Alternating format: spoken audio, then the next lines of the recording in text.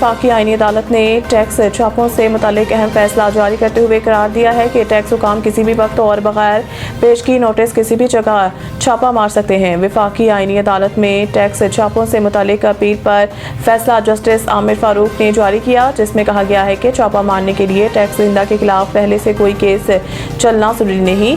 वफाकी आईनी अदालत ने अपने फैसले में बगैर केस के छापे को गैर कानूनी करार देने की दलील मुस्तरद कर दी। फैसले में कहा गया है कि पार्लियामेंट ने टैक्स हुकाम को कानून के नफाज के लिए वसी इख्तियारात दिए हैं और अदालत कानून में अपनी तरफ से कोई ऐसी शर्त शामिल नहीं कर सकती जो मकनना ने नहीं लिखी। अदालत ने करार दिया है कि जहां मकनना की जुबान सरी और गैर मुबहम हो, वहां अदालतें इसमें तखफीफ या तजाद पैदा करने की मजाज नहीं होती।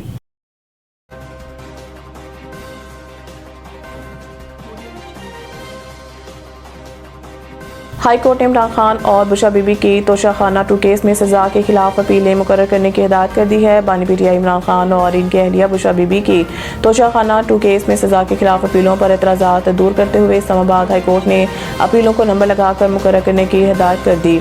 अदालत ने इमरान खान और बुशरा बीबी के मरकजी अपील पर एतराज़ात दूर करने की मुतफर्रिक दरख्वास्त मंजूर कर ली। इसी तरह अपीलों पर एतराज़ात दूर करने का वक्त बढ़ाने की मुतफर्रिक दरख्वास्त भी अदालत ने मंजूर की।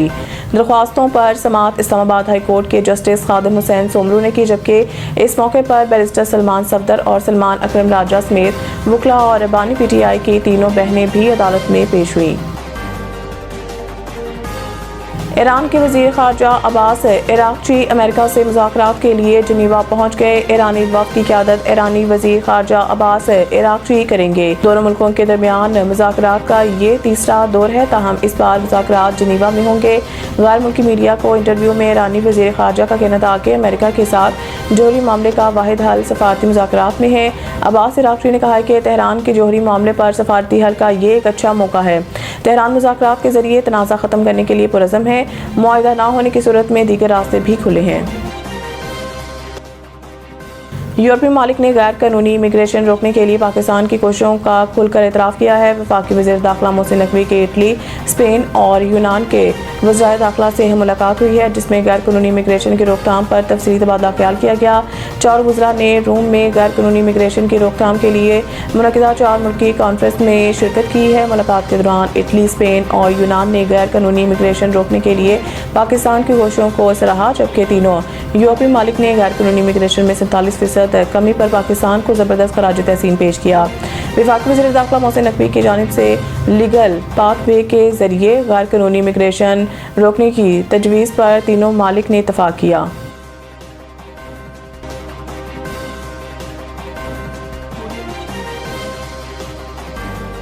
ICC men's T20 world cup 2024 के सुपर 8 मरहले में पाकिस्तान की सेमीफाइनल तक रसाई मुश्किल मगर नामुमकिन नहीं रही। अहम मैच में इंग्लैंड के हाथों शिकस्त के बाद कौमी टीम की पोजीशन कमज़ोर हो गई है और अब इसे सेमीफाइनल में रसाई के लिए न सिर्फ अपनी कामयाबी बल्कि दीगर टीमों के नताइज पर भी इन्हिसार करना होगा। मुसलसल 2 शिकस्त के बाद श्रीलंकन टीम सेमीफाइनल के दौर से बाहर हो गई और साथ ही पाकिस्तान का सेमीफाइनल में पहुंचना मज़ीद मुश्किल हो गया है। न्यूजीलैंड टीम ग्रुप में आखिरी मैच जुम्मे को इंग्लैंड के खिलाफ खेलेगी, जबकि पाकिस्तान अपना आखिरी मैच हफ्ते को श्रीलंका के खिलाफ खेलेगा।